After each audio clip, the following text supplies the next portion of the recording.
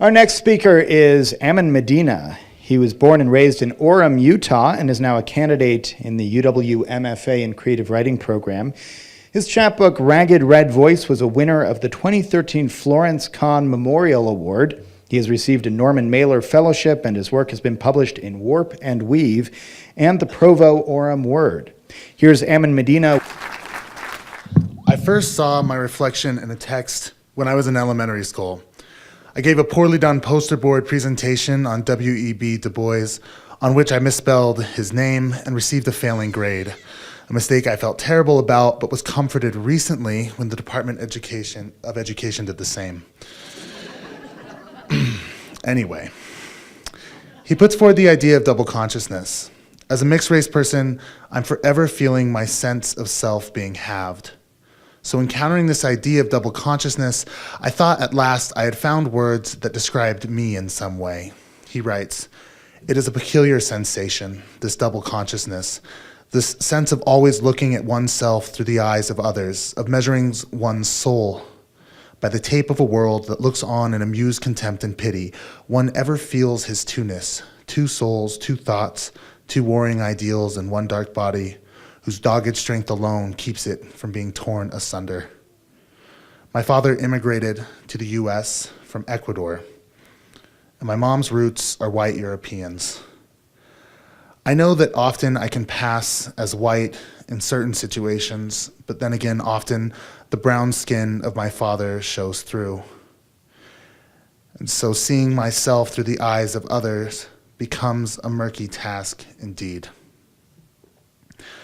The first watchers, or first eyes of others I often see myself through, are those of strangers. In Laramie, I've been told by passing SUVs that I needed to go back to my own country. Women see me walking down the street and they cross to stay safe. I've been told that I am Mexican and I am ruining our country, but in the end, the views of strangers pales to the words of those I considered friends. I've been reassured many times in my life, typically by mentors, that they didn't notice that I was half Latino, that they couldn't tell that I was brown, that I didn't act like it. In short, at least I wasn't one of those kind of Latinos. Friends in high school made jokes about me having a future in landscaping, or about crying and scratching my skin till it was white. There was one man that in many ways was like a father to me growing up. He was my best friend's father. He was a spiritual mentor. He was a guide.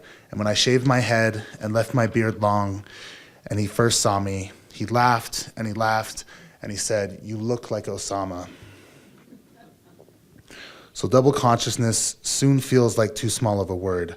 I mean, through the eyes of others, I am an Arab, I am a sexual predator, I am Mexican and should be ashamed of this should it be true.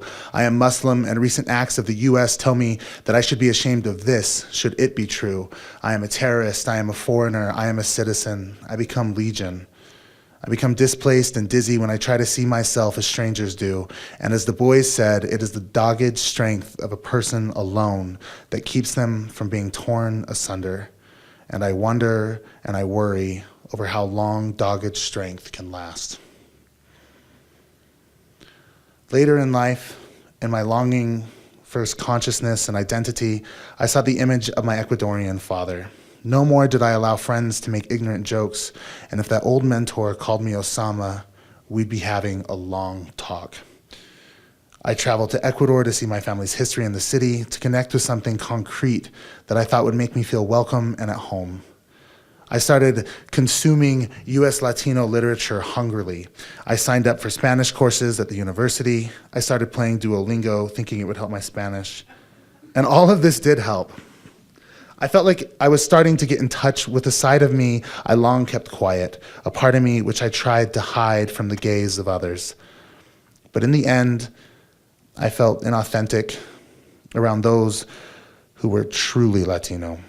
I felt as though the discrimination I had been on the receiving end of was somehow not as real as that of the Latinos around me. I felt that my access to passing as white gave me privilege that many full-blooded Latinos don't have access to. I realized that Spanish was brought to my country, my father's country, with the colonial settlement of Spain. So how would learning the master's tongue helped me on my quest to feel Ecuadorian. And when I talked about identity with my white friends, I could see the disconnect in that experience too. I recently told my mom about the jokes that my friends had made in high school, and she was surprised. She wondered which of my friends had made these jokes. She was surprised to learn that I had been made other time and time again in my youth in Utah. And so the dilemma of a mixed race consciousness. I cannot turn to my white parent for guidance in becoming a whole self. She does not know the way to stitch together the brown and white fragments floating around inside. And my brown father cannot know either. He knows the experience of a Latino with an accent. His experience feels larger and different than my own. I feel inadequate around Latino people while he feels at home. So I am left with the task of identity that neither parents can guide me in. I think I don't have an answer for all of this. In all my readings, I look for myself and I read about Latinx identity and don't completely align. I like the liminal space of androgynous folk, but my experience is obviously different in important ways. Du Bois comes close with his dual identity, but is still far from it, still leaves out numerous parts of me. And there is an urgency for me to figure out this mess we call identity, because I'm a father of 2 mixed-race children, one as brown as I am, and the other as white as her mother. And I know they are going to look to me and their mother when they are trying to carve out their own version of what I means. And they aren't alone. We are mixing colors all around in the US faster than Starbucks can pour milk into coffee, and the beautiful shades of brown are pouring into our streets and our schools and our offices. And we are going to need to have the answers. We are going to need to have an answer because I cannot leave them as I have been left. But for now, I keep reading and have yet to find a reflection of my identity in any text.